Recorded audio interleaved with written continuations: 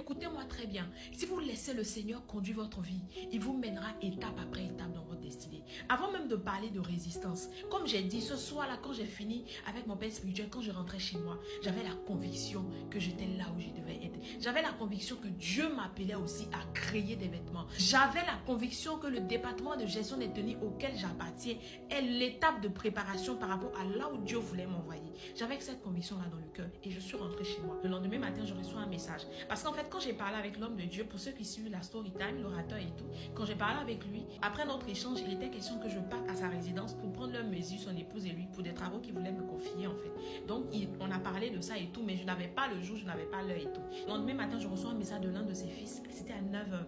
Il m'envoie un message, il me dit qu'aujourd'hui, à telle heure, tu dois venir à tel endroit pour prendre les mesures du pasteur. Je dis, waouh, je ne m'attendais pas à ça. Donc, même quand j'appelle mon grand frère, je dis, grand, voilà, on doit prendre les mesures du pasteur à telle heure, il faut que les gars viennent et tout. Par la grâce de Dieu, ils ont été prompts, ils sont venus. On est parti pour prendre les mesures de l'homme de Dieu. Donc, on arrive à la résidence, on salue et tout, on s'assoit. Et dès qu'on commence à échanger avec l'homme de Dieu, l'une des premières choses qu'il me dit, c'est ton père m'a tellement bien parlé de toi. Il dit, ton père m'a rendu tellement bon témoignage de toi. Ma fille, c'est comme ça que tu fais. Ah, vraiment, tu peux réussir dans tel endroit. Hein. Il dit le nom du pays où lui il vit. Il dit, waouh, c'est bien. Comme ton père m'a dit ci, ton père m'a dit ça. Il m'a même dit que tu peux sortir une chemise en un jour. Tu peux travailler sous pression. Waouh, c'est bien. On a pris les mesures et tout. Et puis, quand on a fini, on était en train de partir. Il dit, viens, je prie pour toi. C'était puissant. L'homme de Dieu a commencé à prier pour moi. Il dit, je te vois faire ci, je te vois faire ça, je te vois créer ci, je te vois créer ça.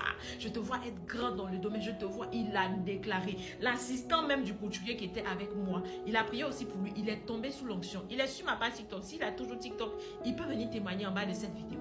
Il est tombé sous l'onction. Je dis, on est allé prendre simplement des mesures. Ça s'est terminé, je ne sais pas quoi. C'est quand je suis sortie de là, j'ai dit, Seigneur, tu as gagné. On lance la marque et tout. Quand il est fini, je suis rentrée, il n'a rien fait.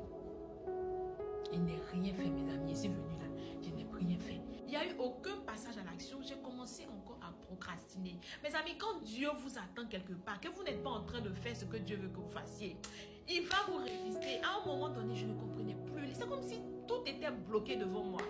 Tout était bloqué, même au niveau de mon business qui va bien aujourd'hui par la grâce de Dieu. C'était compliqué. Mes finances ont pris un coup, mon chiffre d'affaires a baissé. Je vous parle de 2024. J'avais des challenges, j'avais des difficultés. Et ce qui va même me pousser à aller chercher Dieu, même pour lui demander, mais pourquoi tout ça? C'est quand le 8 mars 2025, on me vole sur Facebook. Ah, Seigneur, on me vole sur Facebook comment?